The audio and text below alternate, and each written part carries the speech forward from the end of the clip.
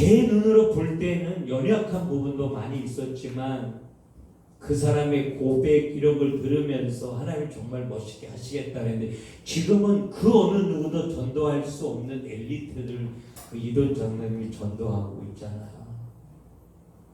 저는 그런 하나님의 남은 자들이 이곳에 모일 수 있도록 하나님 하실 줄로 믿어요. 네, 하나님께서 이 남은 자들을 하나님이 우리에게 주시고 제일 먼저 하시는 게 뭐냐면 남은 자들의 상한 마음을 치유해 주고 싶어 하신다는 거예요. 그래서 이스라엘 백성들이 바벨론의 포로를 끌려가면서 마음이 얼마나 상했겠어요. 나라를 빼앗기고 일본이 우리나라 조금 힘들게 하는데도 그냥 마음이 상해서 저것들 이런 생각이 드는데 나라를 빼앗기고 남의 나라 포로로 잡혀가면서 얼마나 마음이 상하고 힘들었겠느냐고요. 그런데 그렇게 상하고 힘든 그 마음 외에 근본적인 그 세 가지 이유로 사람들의 마음이 상해요. 근데 하나님은 상한 마음을 치유해 줘야만 그 사람이 온전히 세상 살리는 영향력을 행사할 수 있다는 거예요. 그래서 오늘 우리 세 가지 이유를 좀 한 가지씩 분명하게 살피면서 우리의 상한 마음이 온전히 성령의 은혜와 능력으로 치유되어지고 회복되어져서 우리 안에 성령의 열매가 아름답게 맺었으면 좋겠어요. 그래야 이 세상 살릴 수 있을 테니까 말이에요. 첫째, 마음의 상처는 우리 각자가 가지고 있는 모든 문제 갈등의 시작이 마음이 상했기 때문이에요. 누구에게나 지난 과거가 있습니다. 특히 어린 시절의 상처들이 있잖아요. 사랑의 결핍, 외로움, 두려움, 비교의식, 왕따, 가난, 질병 같은 거요. 시간이 지나고 나이가 들면 잊혀지고 없어진다고 우리 생각하는데 절대 아니거든요. 없어지는 것이 아니라 내 무의식, 의식 세계 속에 고스란히 자리 잡고 있다가 나중에 비슷한 문제나 환경을 만나면 이게 터져 나오는 거거든요. 그래서 어떻게 만들어져서 나오냐면 우울증이나 분노, 공격적인 행동, 도피, 성격 장애 이런 것들로 만들어져서 나오기 때문에 이 세상 살리기엔 너무 역부족이라고 하는 거예요. 그래서 하나님이 이스라엘 백성들을 애굽에서 데리고 나와서 가나안 정복의 놀라운 꿈을 이루기 위해서 나는 너희를 치료하는 여호와입니다. 출애굽기 15장 26절 치료해주고 싶다는 거예요. 그래야 저 가나안 정복의 꿈이 가능하기 때문이라는 거죠. 여러분, 하나님의 이름을 높여드리고 찬양하는 사람들보다는 하나님을 조롱하고 대적하는 사람들이 훨씬 더 많은 이 땅 누가 살릴 수 있겠느냐?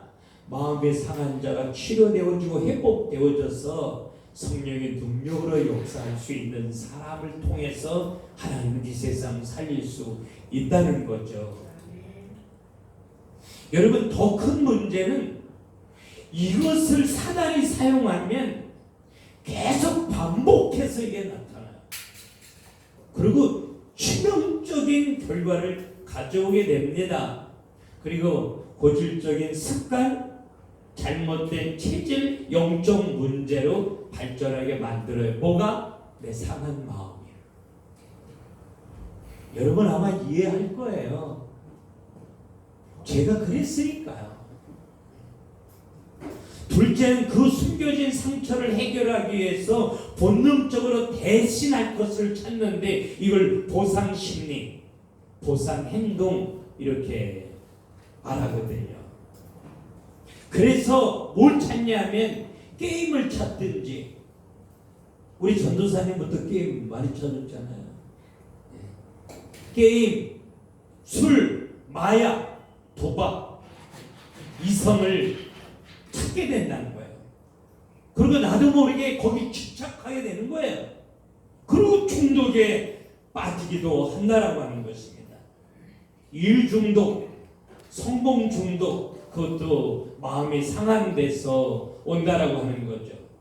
이것이 심해지면은 정신분열, 귀신이 들리는 상태까지 가게 되는데, 오늘 그 부분에 대해서 성경이 이야기합니다. 포로가 되고 갇힌 자가 되었다. 오늘 제 1절에 그렇게 이야기하잖아요. 이 문제에 대해서 답을 주지 못하면 이 세상은 온통 정신병동이 될 수밖에 없어요. 1년 1년 우리가 사는 세상은 그렇게 변해가고 있다는 거죠. 그래서 사이코패스, 묻지마 폭행, 묻지마 살인. 제가 미국에 가기 전에 고도 선교를 할 때 1200명 중에 살인수가 단 한 명이었어요. 그래서 그 살인수는 모든 죄수들이 와, 제가 이렇게 생각했어요. 지금은 교도소에 가서 상담을 해보면 다 살인수예요. 여자가 자기 마음에 안 든다고 자기 딸을 자동차에 집어넣고 불질러 죽인 여자 얼굴을 보면 너무 편안하게 생겼어요. 우리 얼마 전에 청주 여자교도소 집회 갔다 왔잖아요. 앉아있는 눈물로 예배하는 그 사람들이 남편을 심각하게 칼로 찌르거나 때려 죽인 여자들이 너무 많이 있다는 거예요. 여러분, 이거 너무 쉽게 일어나는 현실 속에 우리가 살고 있다라고 하는 거예요. 이게요, 상한 마음을 치료하지 않으면 이렇게 바뀌어지게 되기 때문에 하나님이 우리를 사랑하셔서 내게 응답하시고 축복하셔서 나를 통해서 내 가정과 교회와 열방을 살리기를 원하시기 때문에 이 마음만큼은 내가 치료해 주고 싶어, 그 이야기를 지금 하고 계시는 거예요. 여러분, 정말 중요한 거는 세 번째는요, 하나님께 중요하게 쓰임받을 사람들이 이 숨은 상처들이 치유받지 못하면 결정적인 순간에 실패하게 돼요. 이것이 하나님이 남겨놓은 자들이 받아야 되는 치유의 목적인 거죠. 여러분, 사울왕, 이스라엘 초대 임금이에요. 사울이 하나님 모시기가 마음에 들었어요. 준수한 사람이었어요. 그래서 초대 임금이 세워지고 나서 하나님이 놀랍게 축복하시고 전쟁에서 승리하게 하시고 안정된 나라를 이루게 하셔요. 그런데 이 사울 임금이 어렸을 때부터 뭐가 있었냐면 열등감이 있었어요. 우리 집은 제일 조그만데, 우리 집은 제일 조그만 집안인데 나 같은 게 뭐 왕이 돼? 이렇게 성경에 고백하잖아요. 근데 이 열등감이 가장 사랑하고 세워줘야 될 하나님의 손에 붙들려 세상 살리는 다윗을 죽이기 위해서 10년이나 쫓아다녀요. 사울 임금이 가졌던 상한 마음이 치유되어지지 않았을 때 그 열등감은 가장 사랑해야 될 이 다윗을 죽이기 위해서 인생을 바치다가 자기 손에 창에 찔려 스스로 죽게 되는 결과를 가져옵니다. 베드로 정말 하나님을 향해 열심히 했어요. 하나님 정말 사랑했던 사람이었고요. 근데 이 베드로는 자만감. 그래서 누가복음 22장에 보면 예수님이 야, 사단이 너 밀가부를 하려고 해? 베드로가 가지고 있었던 자만감은 어처구니 없게 예수를 3번씩이나 모른다고 부인하고 저주하는 실패의 자리에 떨어지게 만들었어요. 초대교회가 아름답게 이뤄갈 때 아나니아 삽비라는 전도자입니다. 교회에서 말하면 중직을 가지고 있는 사람들이에요. 그런데 아나니아 삽비라가 가지고 있었던 어떤 경쟁의식, 쉽게 거짓말하는 고질적인 이 습관이 성장이 돼서 나가게 만들어요. 내 안에 사단이 가득하여 하나님의 성령을 속이는도다. 베드로가 그렇게 이야기하잖아요. 목회자를 포함해서 예수 믿고 구원받은 많은 사람들에게 숨겨진 이 깊은 상처와 사단의 통로가 치유되지 못하면 평생 결정적인 순간에 이 실패를 가져오게 된다는 거예요. 우리가 남은 자가 분명하다면 내가 하나님의 놀라운 계획 가운데 하나님 앞에 부름받아 서 있는 사람이 분명하다라고 하면 이 상한 마음은 정말 치유되어져야 돼요. 이 마음의 상처들을 치유하기 위해서 하나님이 사람의 몸을 입고 이 땅에 오신 거예요. 그분이 예수 그리스도잖아요. 우리가 잘 알고 있는 것처럼 이사야 53장 5절에 그분이 채찍의 맞음으로 우리가 나음을 입었거든. 이 상처를 치유해주고 싶어서 이 상처를 싸매어 줘야만 하나님의 자녀답게 응답받고 축복받아 세상 살릴 수 있으니까 이 하나님의 사랑하는 자녀들을 치유해주고 싶어서 내가 채찍에 맞았다고, 이게 주님의 표현이잖아요. 이게 고백이라고요.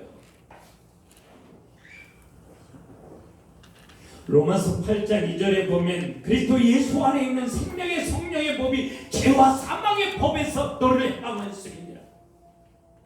이 상처를 끌어안고 포로된 자, 갇힌 자의 모습을 살면서 나 무너지고 다른 사람 무너뜨리는 이 죄와 사망의 법에서 내가 너를 해방시키기 위하여 십자가에 내 생명을 내던진 거야.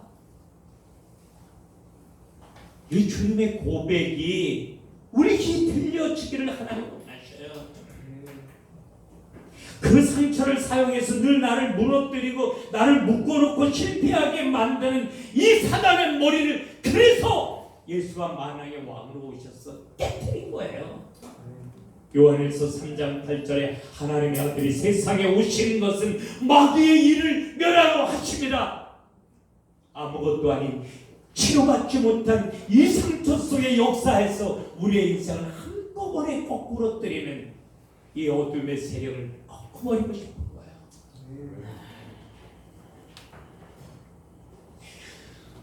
그러나 혼자 되면 또 당할 것 같기 때문에 영원히 나와 함께 계셔서 성령으로 날 계속 치유해주고 싶은 게 주님의 마음이에요. 그래서 요한복음 14장 16절부터 18절에 보면 난 너 고아처럼 버려둘 수 없어. 내가 영원히 너와 함께 할 거야. 계속 만져주고 계속 치료해주고 계속 치유해주고 싶어. 그래서 내 평안을 내게 주고 싶다고. 그래야 세상 살아나니까. 그래서 그분이 오늘 나와 함께 계시잖아요. 영원히 함께 계시잖아요. 오늘도 나와 함께 계시는 이 하나님으로부터 치료받고 회복받기를 원해서 그분의 이름을 부르는 자를 하나님이 찾으실 거 아니에요.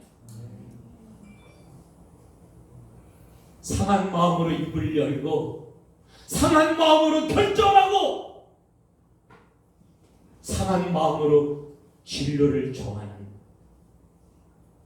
이 연약한 모습을 주님이 아시기에 그분이 나를 포화처럼 버려둘 수 없는 거라고요. 그래서 나와 함께 계시는 거라고요. 그래서 오늘도 그분이 나를 만져주시고 치료해주시고 회복시켜주시고 세임 주기를 원하신다는 거예요. 이 하나님이 믿어진다면 우리는 이 하나님부터 계속 세임을 공급받아야 된다는 것입니다. 내가 상한 마음이 치료되지 않았기 때문에 때로는 내가 원하지 않는 말, 생각, 행동을 보이며 하나님을 비교하는 모습을 보이면서 여기까지 왔다라고 합니다. 그러면 병든 내 모습 발견하고 인정하고 살아계신 하나님의 말씀 붙잡고 계속 기도하면서 나를 만져주고 싶고 치료해주고 싶어서 나와 함께 계신 예수 그리스도 바라보라는 거죠. 말씀이 우리의 오래된 상처 그리고 잘못된 것이 뿌리가 내려지고 체질이 되어진 걸 바꾸면서 치유해 주기를 원하신다고 히브리서 4장 12절에 우리에게 말씀하고 계시거든요. 내 자신도 모르는 숨겨진 상처들 많이 있습니다. 내가 기도할 때 내가 어떤 문제나 내가 원하지 않는 갈등을 만났을 때 성령께서 내 안에 숨겨진 이 모든 부분들을 드러나게 하셔요. 이거 깨닫게 하시고 치유해 주시기를 원하셔요.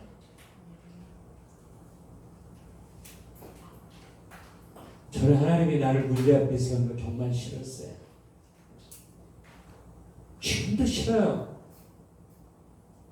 그러나 내가 원하지 않는 힘든 자리에 하나님이 나를 세워놓으시면 지금도 습관처럼 제일 먼저 하나님 앞에 물어요.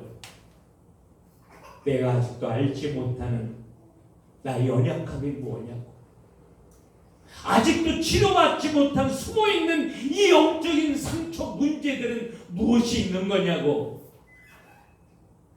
왜 그것이 치유되어지고 회복되어지지 않으면 이 문제를 통해서 주께로 더 가까이 나아갈 수 없으니까요.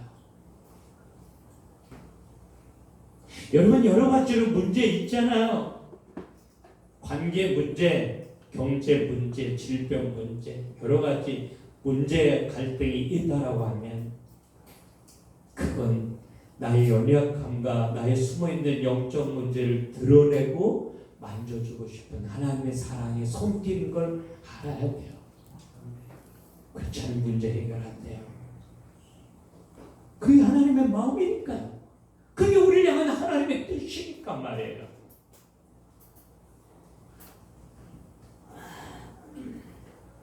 우리가 비슷한 상처를 경험하며 갈등, 실패, 문제 올 수 있습니다. 그러나 그때 절대 도망가지 마세요. 제가 많은 사람 상담하잖아요. 힘들어하면 정말 쫓아가서 나는 이 예수 그리스도 말해주고 싶어요. 도망가지 못하도록. 그리고 누구 원망하지 않도록. 책임 전가하지 마세요. 문제는 나 때문에 온 거예요. 내 자녀가 흔들려요? 나 때문에 온 거예요.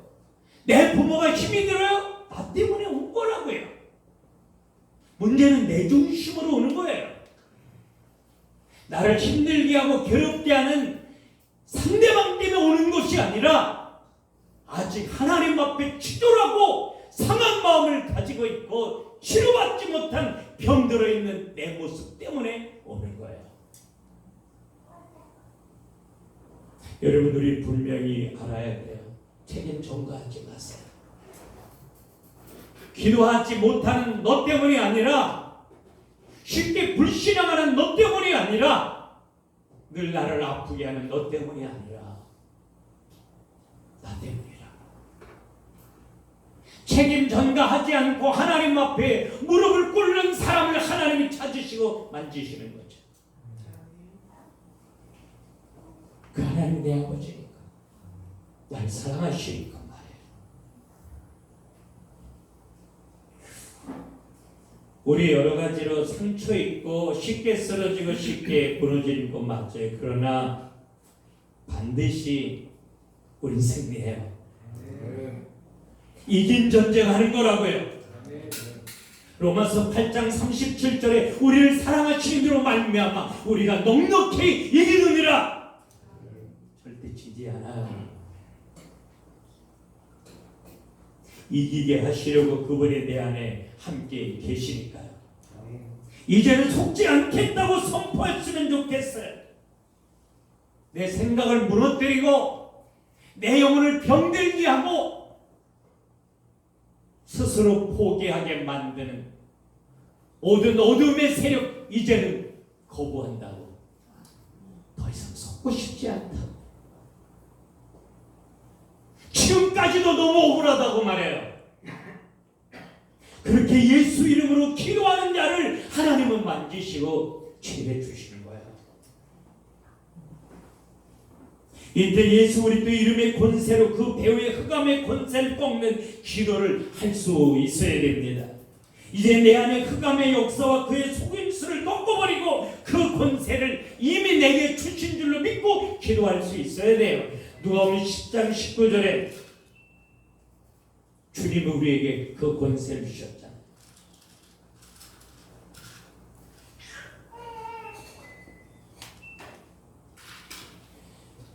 우리가 살아가는 이 현장 속에서 우리가 그렇게 영적인 싸움을 통해서 살려야 할 많은 사람들을 우리는 만나게 되는 거예요. 단순한 영적 승리가 아니라 그래서 우리는 이 영적 전쟁에 꼭 이겨서 하나님이 주시는 전리품을 내 손에 가지고 간증하기를 원하셔요. 우리 이겨야 됩니다, 여러분. 그래서 오늘 본문을 보면 이 하나님의 약속을 붙잡고 미래를 보면서 꿈을 꾸면서 그림을 그리면서 도전하는 사람들에게 주신 약속이 있어요. 제일 먼저 오늘 3절에 보니까 너는 나의 영광을 나타낼 자로 일컬음을 받을 것이라. 내가 너 얼마나 사랑하는지, 내가 얼마나 위대하고 놀라운 하나님인지 너를 통해서 모든 사람들이 보게 만들어 줄 거다. 지금 얘기했어. 너무 안 되는 사람인데, 가진 것 실패, 상처, 투성인데, 근데 하나님이 우리에게 약속하셔요. 내 안에 상처가 치유되어지고 회복되어지고 오직 예수 바라보고 기도하면, 영적 자들 승리하게 되면 하나님이 이 세상에 나 하나밖에 없는 것처럼 내 삶 가운데 역사하시는 증거를 내 손에 주신다는 거예요. 왜? 증인되게 하는 게 우리를 향한 하나님의 꿈이니까. 사도행전 1장 8절에 약속하셨잖아요. 사마리아 땅 끝까지로 내 증인이 되도록 내가 만들어 놓고야 말겠다고 말해요. 여러분, 두 번째 보면 6절에 너희는 모든 사람을 살리고 축복하는 제사장으로 일컬음을 받을 것이라 이렇게 말. 우리는 밥 세 끼 겨우 먹고 살다 천국 갈 인생이 아니라 하나님이 우리를 택하고 구원하고 부르신 이유, 남녀가 하나 되어 하나의 가정을 꾸리는 이유, 내가 기도하고 응답 받아야 될 이유는 나를 통해서 살아내야 될 사람들이 많기 때문이에요. 하나님 하시겠다는 거예요. 저는 이 교회가 거대하게 커지는 게 꿈이 아니라 여러분들이 치료받고 회복되어져서 예수 이름으로 세상에 나가서 여러분들이 가는 곳에 흑암이 꺾이고 사람이 살아나는 역사가 계속 나타나는 게 꿈이에요. 그런 제자들을 내게 주세요. 저는 늘 하나님 앞에 그렇게 기도해요. 그 한 사람이 있다면 어디든지 달려와요. 그 한 사람을 찾아서 지난주에도 군산에서 젊은 목사님과 계속해서 말씀을 나누는데 하나님이 내 안에 얼마나 뜨겁게 역사하시는지 몰라요. 너무 감사한 거 있죠. 그 한 사람이 이 전라도 땅 살리겠구나, 이런 마음을 하나님 주셨어요. 왜? 그게 하나님의 꿈이니까, 아니 하나님의 약속이니까 말이에요.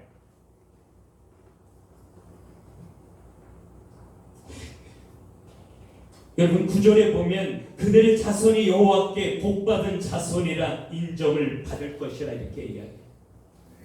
그런 내 모습을 하나님 보시고 내 자녀를 축복해 주신다는 거예요. 여러분, 여러분들의 부모가 믿음이 연약해서 여러분이 힘들었다면 그 힘든 거 더 이상 대물림하지 말아야죠. 예수 이름으로 끊어줬으면 좋겠어. 그리고 나 한 사람 때문에 내 자녀들만큼은 예수 그리스도 안에서 행복하고 축복받고 멋있게 일어나 세상 살리는 자녀를 세워줬으면 좋겠어요. 근데 이게 하나님의 마음이라는 거예요. 아니 이게 하나님의 약속이잖아요. 사람은 약속하고 변경하고 취소할 수 있어요. 근데 저는 믿어요. 하나님은 취소하지 않는다. 하나님은 절대로 변경하지 않는 하나님이라. 오늘 본문을 통해서 우리에게 주신 이 네 가지 약속은 하나님의 손으로 내 삶을 통해서 멋있게 성취되어질 거라고. 그러려고 하면 이 상한 마음만큼은 꼭 치료되어져야 된다. 하나님이 그렇게 하기 위해서 내게 맡겨진 작은 것이 어느 날 하나님의 작품으로 만들어져요. 여러분, 하나님 맡겨주신 작은 것, 가정에서, 교회에서, 직장에서 그 작은 것이 좀 실천되어지는 삶이 있었으면 좋겠어요. 제가 제자훈련하면 큐티 시켜요. 성경에 있는 거 기도하는 거. 제가 언제나 부담이 되지 않게 1분 기도해도 괜찮다, 5분을 기도해도 괜찮다. 그러나 이 적은 게 지속이 되기만 해줘라. 왜? 이 적은 게 지속될 때 하나님의 큰 뜻이 이루어지는 게 믿어지니까. 저는 여러분에게 무리한 것 전혀 요구하고 싶지 않아요. 적은 것을 해보라 권해드리고 싶어요. 하루에 2번씩 단 1분이라도 예수의 이름을 부르는 이 작은 게 문제 앞에 주님의 이름을 부르는 습관으로 바뀌어지잖아요. 이 작은 것을 우리가 정말 우리의 삶의 현장 속에서 해봤으면 좋겠어요. 하나님은 나를 치유해서 세상을 치유하기를 원하십니다. 오직 예수 그리스도만 우리의 모든 상처 치유할 수 있는 거예요. 내가 사랑하는 사람이 나 못해줘요. 내 부모가 해줄 수 없어요. 예수만 가능해요. 저 하나님 앞에 그렇게 기도해. 하나님, 예수 이름으로 나를 만나는 자는 내가 손을 얹어 기도할 때 다 치유됐으면 좋겠어. 얼굴이 어두워서 돌아가면 그게 너무 마음이 아파요. 보내고 싶지 않아요. 그래서 요즘 하나님 센터를 주세요. 조금이라도 괜찮으니까 그 센터에서 함께 먹고 함께 자며 이들을 치유하는 일에 하나님 섬기고 싶어요.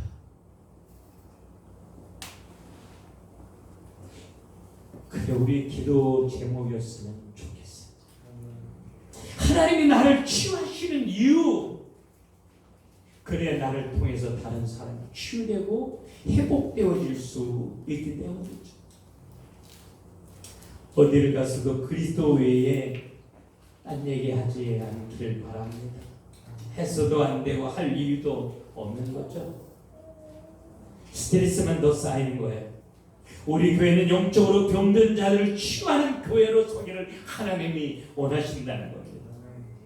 우리 각자부터 우리 한 사람 한 사람이 예수 그리스도의 은혜로 그 손길로 이 치유가 멋있게 시작되기를 주님의 이름으로 축원합니다. 기도합시다.